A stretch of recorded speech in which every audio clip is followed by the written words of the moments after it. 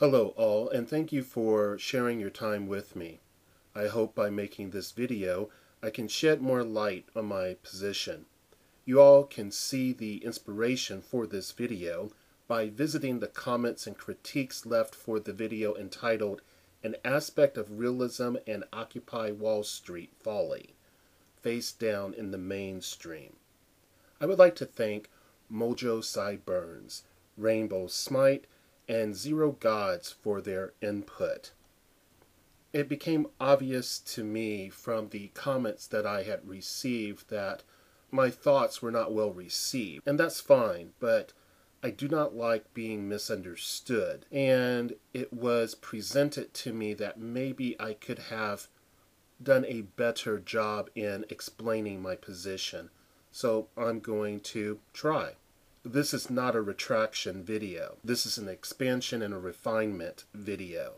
I do not want my former video to reflect that I was mislabeling all white middle-class people involved in Occupy Wall Street. It is my intention to be as accurate as I can be, based on my experiences and the experiences of others that served as a resource.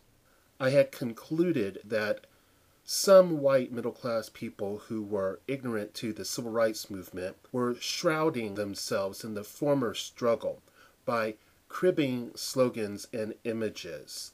I also expressed discomfort and justified anger with the observations repeatedly witnessed regarding the disposable nature of blacks as it relates to this protest, and with various occupiers who have equated this movement to the civil rights movement. This has not changed. I do see eye to eye with Rainbow Smite's belief that ideas, words, and inspiration acknowledges no racial divide, and I do hope I'm pronouncing your name correctly. So, if this is the case, why would I have a grievance? I speak out due to what I had witnessed. My experiences show haphazard, careless use, with no attention to detail, and without respect for those who were bitten by dogs, spat upon, repeatedly humiliated, and whose very humanity was questioned. I was agitated even more because it appeared that they understood they could cloak themselves to a certain degree with their ethnicity or class distinction, where black people during the civil rights movement had no refuge from the color of their skin. Now, there are, as in many movements, people who do not know or understand the totality of the struggle they are participating in, or have a clear, defined understanding of other movements they equate themselves to. I see this as irresponsible and dishonest movement, but it does not mean they do not have a good heart and honorable intentions. It is one thing for a person or individual to draw strength and inspiration from those who have preceded them. It is a totally different thing to equate your struggle. So, examining intentions is important. This is something I failed to do. Examining can take us to a different perspective. This can lead us to the possibility of innocent intentions.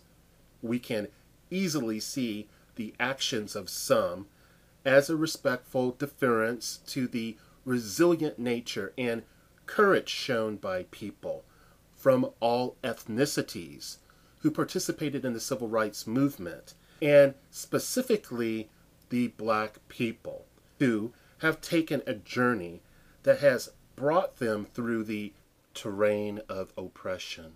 This achievement allowed my ancestors and others to secure basic human rights, a status some took for granted.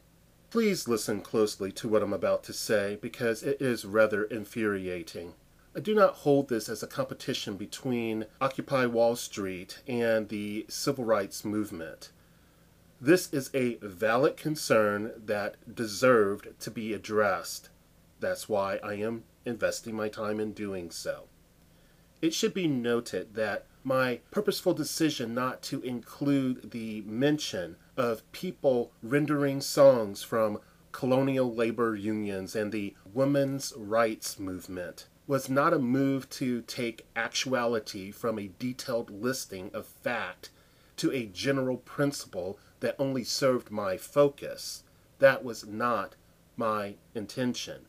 I had a specific range of discussion and was attempting not to spread myself too thin, as I would have felt obligated to give equal time to all movements. Maybe I wrongly felt this would dilute my message. Shifting gears, many see the Occupy Wall Street as a political movement. Apolitical. I know there are no leaders, though there have been some groups who are trying to claim this role. However, I disagree about its apolitical status. I think it is apolitical in name only. My reasoning is tied to its function. The movement relates to social relationships and involves attention to authority. This makes it political.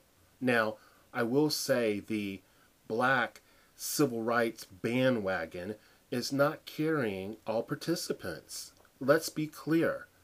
I do contend it has influenced, for good or not, part of the movement. I never claimed the activity addressed in my former video applied to all involved or that it was the intent of all. Yes, I do understand there are some similarities between the civil rights movement and Occupy Wall Street. The chief one that I can see being that many are realizing they are seen as nothing but a human resource, that they are disposable, that they are treated like slaves and useless eaters. I concur that I also envision, like Mojo Siburns, the genesis. Now, he didn't state that, but I am the genesis of what Martin Luther King Jr. was speaking about when he desired to see the formation of a poor people's party. With this said, let's take a step further. I am greatly concerned that the technology of today has the potential to reduce us to organic robots. This would be the ultimate, in my opinion, servant for the elite money and power brokers. No, I do not see this as a weird mental sci-fi concoction. I do think it would be a fantasy, however, come true for them. In my former video, I made it clear that blacks were ignored for many injustices that the middle-class whites are now suffering from. Of course, this angers me. Who wants to be ignored when they have a legitimate fight? Tables turn, and now many black activists and leaders are being consulted?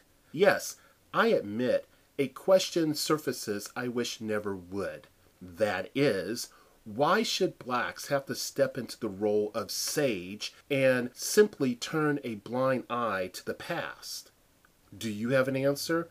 I do not have an answer. All minorities, again, not code for black people, need to be taken seriously when expressing a legitimate concern.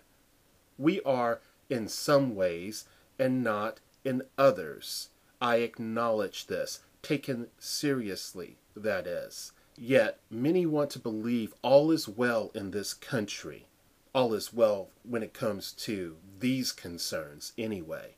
Obviously, not all is well in regards to the issues that are being protested, but as it relates to minority interest. People would like to believe that this is a new era devoid of certain conflict. I'm not convinced. As Zero Gods pointed out, and I agree, today the ultra-right wing is feverishly working to usher the 99% to slavery. Indeed, I do find fault with the middle and low-class whites for not standing in solidarity with us when they had the chance. Some are waking up to the fact that much of the supposed progress has been eliminated for decades via targeted oppressive policies. Yes, I definitely agree with this. Although many who participate in the drama of politics will not acknowledge that all of us are now, as Zero Gods put it, in a death struggle against the threat, this is my words here, threat of an oligarchy fascist regime. Some say it is a psychopathic, profit at all cost global corporate hegemony. And others say it is the coming imposed despotism. No matter how you cut it, it is not good for mankind. I would like to add several thoughts not covered in the former video. I do think that I have hopefully explained with some sort of clarity what my position was. If not, I would be more than happy to try again in print. I do think one of the worst positions, by the way, taken by Occupy Wall Street is that it is absent of demands. A declaration of objection is not the same as demanding changes and consequences for laws already broken. The need for permits is a clear indicator of the obvious, and that is this is being allowed. Unlike the civil rights movement that made very clear demands and had participants that met the state head-on despite its aggression, I can't shake that a manifestation wherein the public makes demands would be the best thing, where the state must consider or be given their walking papers as a result of their failure to properly respond to the demands being made. Frederick Douglass said it best, and I think I remember this. Okay, here we go. Power concedes nothing without a demand. It never did, and it never will.